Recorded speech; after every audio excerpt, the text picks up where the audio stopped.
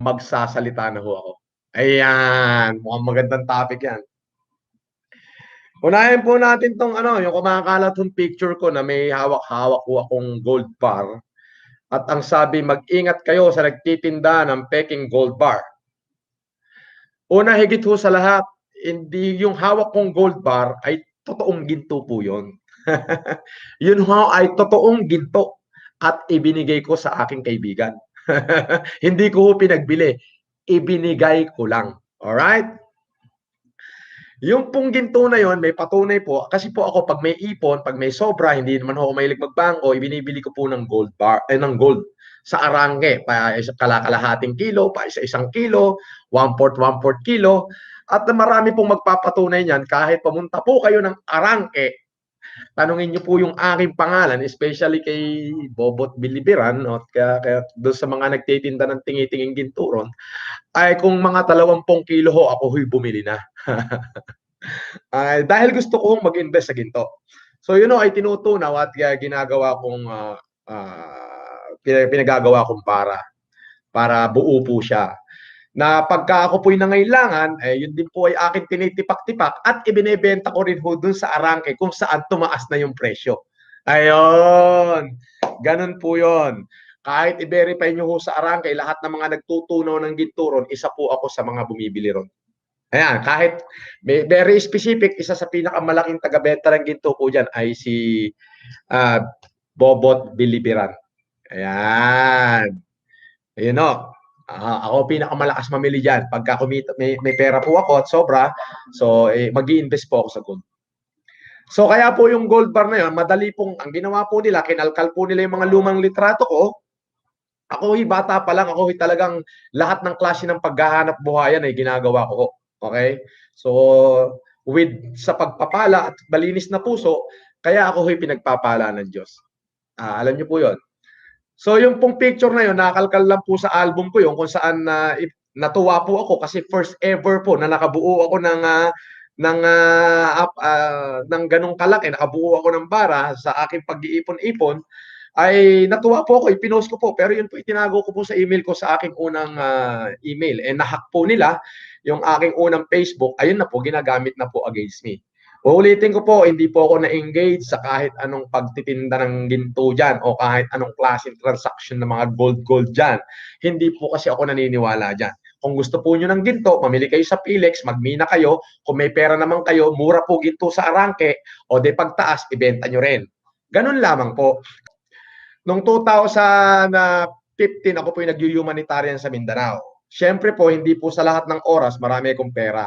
Ako po yung nag-issue ng cheque at hindi ko naman po talaga in-issue yun para tumalbog. So sabihin po sa atin na yung cheque po ay nakuha at i-deposito po. Okay po? Pero wala po akong, nag-issue po ako ng cheque, may pirma po ako eh. Yun po yun. So nakasuhan po ako ng estapa, pero hindi po ako naaresto. Bakit po? Na moment na nalaman ko na meron akong kaso, pumunta po ako sa Surala Municipality, sumurrender po ako voluntarily. Yan. Ako po ay voluntaryong sumurrender at kung saan po nag-bail at nakipaglaban sa korte hanggang sa na-dismiss po yung kaso. Mabigat po yung kalaban ko dyan, city prosecutor mismo, na ako po ay pinirahan din at pinitsaan lang. Pero hindi ko na po babanggitin yung kanyang pangalan. Pero kung mabe-verify nyo po yung kaso na yon, nangyari po yan sa General Santos at talaga naman pong makikita nyo po, dismiss po ang kaso. Okay, pangalawa po, yung nagkaso po sa akin sa Pampanga, dahil po yun ako noon ay nagsusugal, ay sa casino ho yun. Dahil ako ay nagsusugal dati at natuto po ako magsugal dahil wala akong ginagawa. Pero hindi po talaga ako kinasuhan, kinasuhan niya ako dahil iniisip niya kaya niya akong lokohin. So naglaban po kami noon. Talagang matagal po yung labanan sa korte. Inabot po ng 3 taon. Witness to witness, witness to witness. Ayun po ay acquitted po ako. Mapakikita kong vision na talagang hindi ko i-deny. Kulambo sa paa. Iyan ho ang aking issue. Ayun. Alam niyo po, dito sa ginawa kong challenge, sa ginawa kong pagtulong sa ating mga mamamayang Pilipino, marami po akong nasaling. Kung nasaling ko kayo, I am sorry. But I would not stop kung ano ang pirma ni Madam ng ating First Lady at nung pirma na kumakalat po doon na pinaiimbestigahan daw po ako ng First Lady. Yeah. Ako po si Francis Leo Marcos. Kung sino po ako ngayon, nanay ko po ang may gawa. Hindi ko ho ginusto kung sino ako. Dapat nga ho, dapat Antonio na lang ginamit ko. Ito po, para masagot ko na yung mga tanong. Ito po ang painting ni First Lady na kung saan po ay masyado pong maganda na yung pintor po nito ay bulag na, so na-appreciate naman po niya. Kaya po yung lumalabas na sulat dyan, ito po ang pirma ni First Lady, kung inyo pong makikita. Ayan po ang pirma, Imelda Romualdez Marcos. Imelda R. Marcos. Ayan po ang date niya, ang laki. Signed, signed by Imelda R. Marcos on July 8, 2019. Kaparehas ho nung date nung araw yung pinakalumalabas dyan sa YouTube na ako raw ho ay pinaiimbestigahan. Number 22, Nightingale Street, Green Meadow, Ugong Norte, Quezon City, Philippines. In her appreciation to Francis Marcos and Bernard Chong. Ayan po ang kompletong pirma ng First Lady. Ito po siya. Maraming painting po ito. Property. Okay. Na nakapangalan ho sa akin, ha? Na ibinigay ho ng aking ina. Ha? Pero yung aking ina, ayoko na kung siyang bigyan ng stress. Kaya kung sino ho ako, nanay ko ho may gawa no. Nasagot ko na ho yun. Na, I asked my mom, bakit ako si Francis Marcos? Sabi ng aking ina, karapatan mo yan, ikaw yan, anak kita, mahal kita. Second is yung picture na ako daw ay nagpepenta ng peking ginto. Hindi ho totoo yun. May sarili po akong ginto. Namimili ho ako ng ginto. Pangatlo, yun na ho, yung kumakalat na sulat na ako raw ho ay fake at pinaiimbestigahan. Yung date ho nung sulat nabasa ko the same date na nandun sa bahay ko si First Lady at pinipirmahan ho yung mga painting na binili ko dahil na-appreciate niya po ako yung ako daw ay front ng Chinese Mafia na si Bernard Chong. Hindi po. Sa pagkakakilala ko po kay Bernard, napakabuting tao. Malinis ho ang mga hanap buhay niya. Ibig sabihin, malinis ho ang pagkatao ko. Wala akong binabanggit na pangalan dito kasi hindi ko ugaling magbigay ng pangalan. Dahil alam ko ho yung violation kapag nagsalita ako ng pangalan. Yun na nga ho wala naman ho akong binanggit na pangalan. Bakit nagagalit kayo sa akin? Vlog is just a vlog. Di ho ba? Huwag niyo hong hintayin pangalanan ko kayo. Pero hanggang ngayon, hindi ko kayo bibigyan ng pangalan. Pero alam ko na ho yung mga pangalan nyo. Yun ho yun. So para matapos na ho yung issue na yan, what I am today is because of my mother. My mother are inspired by the good deeds, the great leadership of the former President Ferdinand Marcos, and the elegance of the former First Lady Imelda Romualdez Marcos. So yung akin pong ina ay masyadong inspired doon sa Marcos family. Masyado siyang inspired. Kaya ako po, ninorish niya ako bilang ako. Siguro nangangarap yung nanay ko na baka maging katulad ko si Presidente. Hindi ko ho layunin yun. Masaya na ho akong ako'y pamilyadong tao, may asawa at may anak. Masaya na ho ako ron. Kahit naman ho maghirap tayo, wala akong problema kasi kaya naman ho nating mabuhay. May palaisdaan naman ho ako at may taniman ho ako ng palay. May mga lupain ho at may mga paupahan din. Kahit papaano, mayroon ho akong furnitures na design conic at may ginagawa pa ho akong security academy dyan sa Cubao. Yung buong Doña Victorina building po, ayan, ginagawa po yan para maging security academy ho.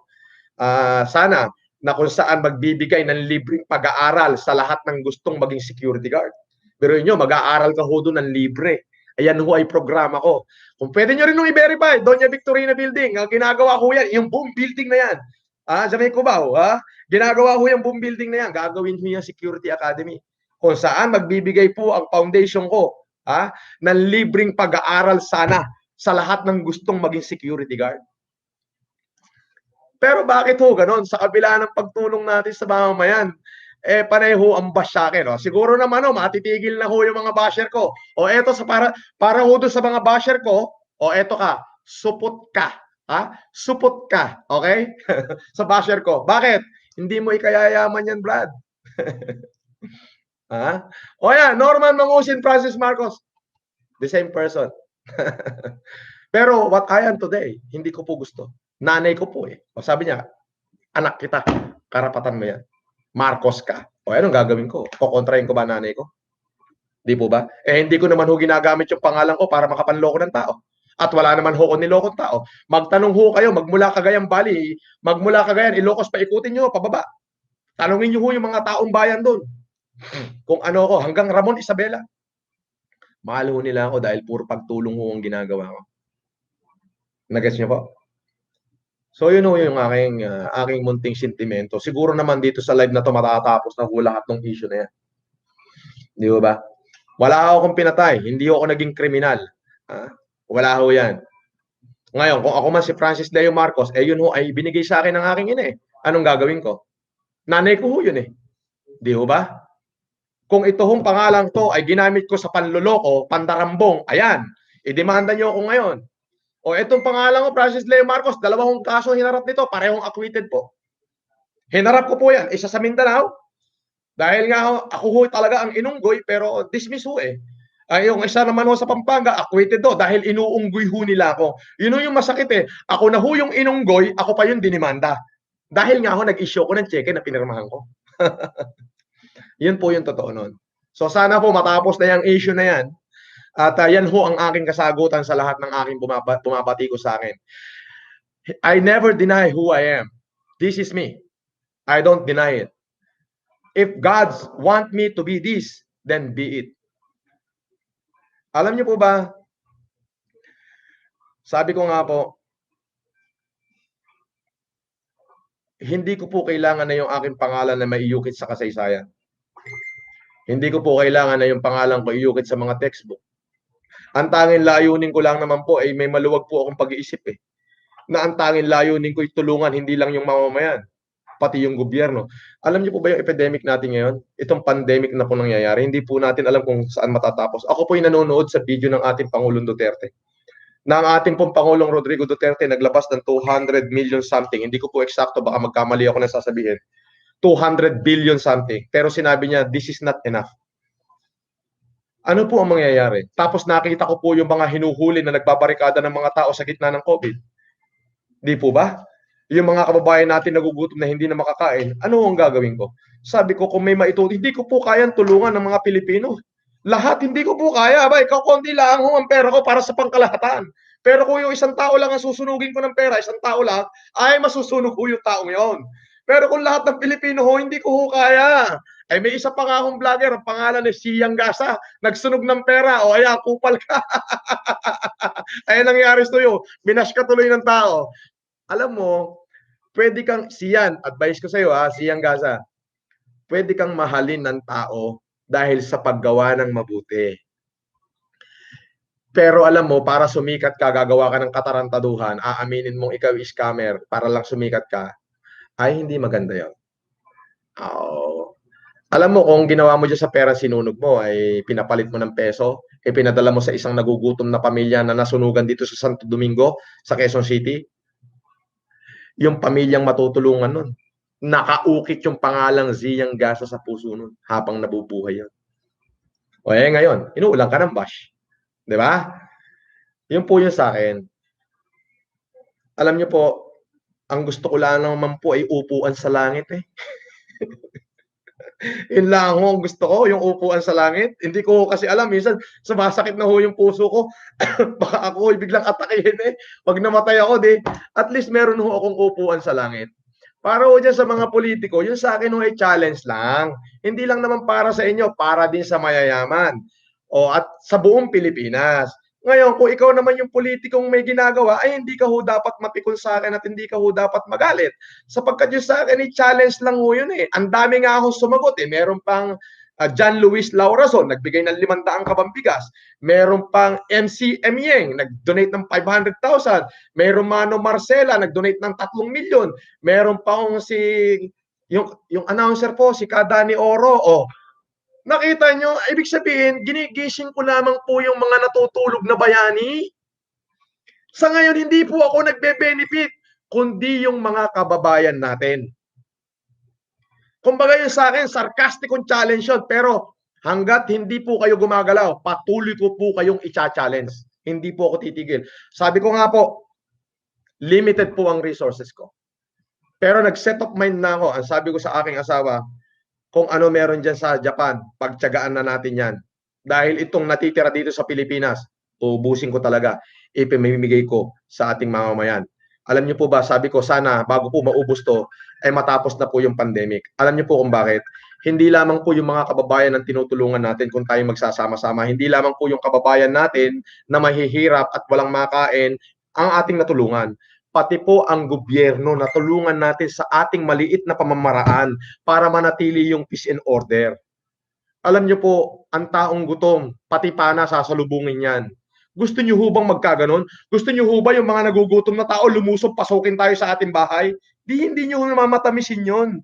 Kaya nga po, kung ito, ngayon pa lang, sa maagang ngayon, nagtutulong-tulong na tayo kung paano natin sila tutulungan nang sila na may makatawid buhay sa pinagdadaanan nating epidemya, ay napakasarap pong pakinggan.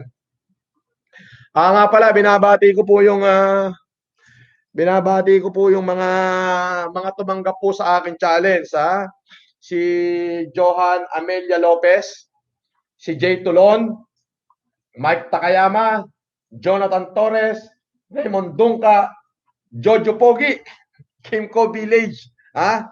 O ayan ha, narinig niyo na pangalan nyo. Jay Tulon, Mike Takayama, Jonathan Torres, Raymond Dungka, Jojo Pogi, Kimco Village, and Johan Amelia Lopez. Yan po yung mga tumanggap sa akin challenge. O, mabuhay kayo.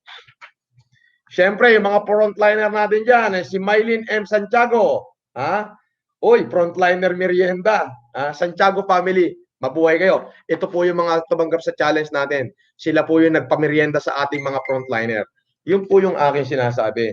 Together, we can conquer. Alam niyo po, ulitin ko po, ito po paulit-ulit ko po itong sinasabi ko. Ang kalaban po natin dito, evil na.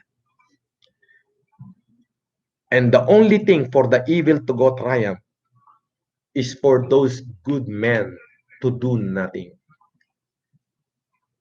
Sarcastic po yung ginawa ko, but I'm just trying to awaken the hero inherent to every good man out there to come up and help our fellow countrymen from their misery and suffering.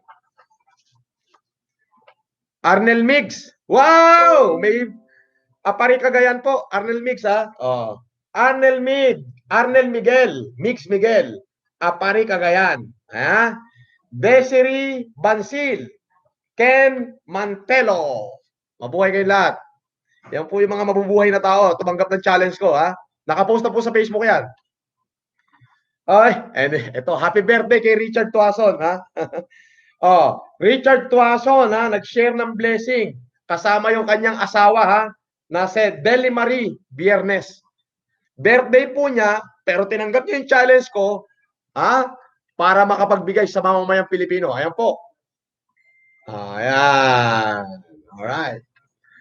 Once again, wala akong pwede sabihin sa'yo. Mabuhay ka, Richard Tuason, ha? Happy birthday. Ha?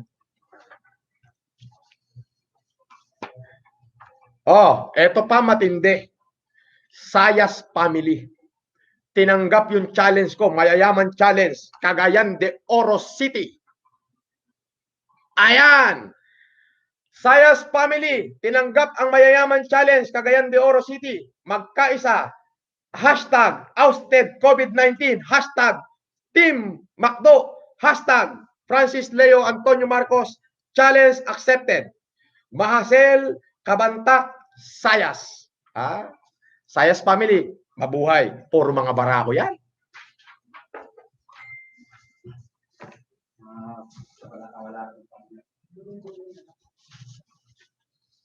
Oh, ito pa. Hindi ho siya mayaman. Pero kumasa sa challenge ko. Ha? Hindi raw siya mayaman, hindi rin siya mahirap, nasa gitna lang ng maayos na pamumuhay. 100 piraso ng repack relief goods. Quezon City, si David Adon. Palakpakan po natin itong mga taong ito. Ito yung mga tao na masasabi nating may pagmamahal sa kapwa Pilipino at may pagmamahal sa inang bayan. Alam niyo kung bakit? Kapag tinulungan natin yung mamamayan, tatlo yung nagpapala sa atin eh. Alam niyo kung bakit? Pinagpapala tayo at ipinanalangin tayo ng mga mahihirap nating kababayan, minamahal nila tayo, natulungan natin sila, natulungan natin ang ating gobyerno, at nagkaroon pa tayo ng upuan sa langit. David Adon, mabuhay ka. Ito si Donna Claire Lopez. God is the greatest healer and provider. Isabela chapter po. Tumanggap po sa ating mga challenge yan. Donna Claire Lopez from Isabela. Ayan mga tao ha. Erning Kalaban. Kalabaw. Erning Kalabaw. Barangay Binalay, Malasigi, Pangasinan. Ito matindi. Sabi niya, tinatanggap ko ang challenge ni Sir Francis Leo Marcos. 1 hektaryang taniman ng talong. Pinaharvest niya po yung kanyang 1 hektaryang talungan. Nakalagay ba sa YouTube sa post to? May video. May video. 1 hektarya si Erning Kalabaw. 1 hektaryang talong. Ang sabi niya, I accepted the challenge of Sir Francis Leo Marcos. Yung mga taga Pangasinan, hindi na kayo magugutom. 1 hektaryang talong to ha. Yung inyang inani. Mabuhay po kayo ka Erning Kalabaw. Pag natapos po itong COVID, papasyal ako dyan at makatikim ng talong. Ako po yung magpapapicture dun sa mga lahat po ng sumagot sa challenge ko. Papasyalan ko po kayo. Ako po yung magpapapicture. Kung ako po yung buhay pa. Yun lamang po. Francis Leo Marcos, I salute you. Kumakasa ako sa challenge mo. Itong talong nakikita mo, pinapamigay ko rin to sa barangay Pinalay, Malasigi, Pangasinan. Wow! Palakpakan siya ka to! Pero sa hirap ng buhay, itong talong ko, pamimigay ko sa mahihirap. Dahil ikaw ang iniidolo ko. Ulitin mo nga. Ang ganda nito. Ulit po mga kaibigan ha. Francis Leo Marcos, I salute you. Kumakasa ako sa challenge mo. Itong talong nakikita mo, pinapamigay ko rin to sa barangay Pinalay, Malasigi, Pangasinan. Kami ay na-lockdown dito. Pero sa hirap ng buhay, itong talong ko, pamimigay ko sa mahihirap. Dahil ikaw ang iniidolo ko, kahit ikaw ay hindi politiko. I salute you, Francis Leo Marcos. Mga kababayan, ganong nakakataba ng puso yan. 1 hektaryang talong, I salute you, Francis Leo Marcos. Alam niyo po, katulad po nung sinabi ko, ang aking pong ina ay sobrang na-inspired. Her aspiration to the first family beyond measure. So siguro po, buti nga ho, hindi ipinangalan ng aking nanay sa akin yung pangalan nilang lahat. So kung ano man po ako, yun po ang dahil sa aking minamahal na ina. So kung pinangalanan niya ho kung Judas Barabas, wala rin ako magagawa kasi siya ho nagbigay ng pangalan na yun eh. So Francis Leo Marcos today, it is because in the seeds of my mother. Kung ano po ako ngayon, yun po ay dahilan, ang dahilan po nun ay ang aking ina. Pasensya na po, medyo nabubulol na ako sa sobrang aking sinasabi. Eto pa, CACG, Community Anti-Crime Group, Florence, Italy. Glenchong Group. Wow! Yun daw pong CACG, Community Anti-Crime Group, Florence, Italy. Talaga naman pong tinawagan nila yung kanilang mga pamilya rito para lang gumawa ng mabuti para sa mga COVID-19 victim. Bukod pa ho ron, pati ho pala sa Italy, tinatanggap na yung challenge ko. Ito po, sila Dansky Altamirano, Dante Cueto Esmeralda. Tama ba? Okay.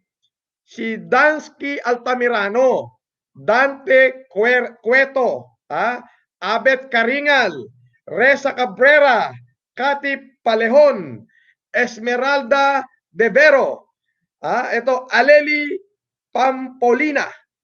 Wow! Mabuhay kayo, yung mga tumanggap sa challenge ko dyan, sa Florence, Italy. Alam niyo po, past few days talaga naman yung Facebook is exploded at sobrang dami. Pinagtutulong-tulungan na raw ako, talagang pinipilit ng mga taong tinamaan ng aking vlog. Hindi ko sasabihin kung sino sila o kung taga saan sila, basta sila ko'y tinamaan. Na para kalkalin daw lahat ng pangalan ko, lahat ng pwedeng ikaso sa akin. Awa po ng Diyos, wala ho silang makalkal na pwedeng ikaso sa akin. Kaya dito na po ako nag-live, at least sinagot ko na po lahat ng katanungan regarding dyan sa mga, andali ho kasing i-edit yan eh. Picture ko po yan, hindi ko po i-deny. Yan ho ang litrato ko, may hawak ko akong gold na pinicturean ko po yung sarili ko. Ayoko. Mapatay tayo dyan. Baka mamaya mayari tayo dyan ng Mabalacat, Pampanga. Hindi ganoon, wag ganoon. Sorry ho.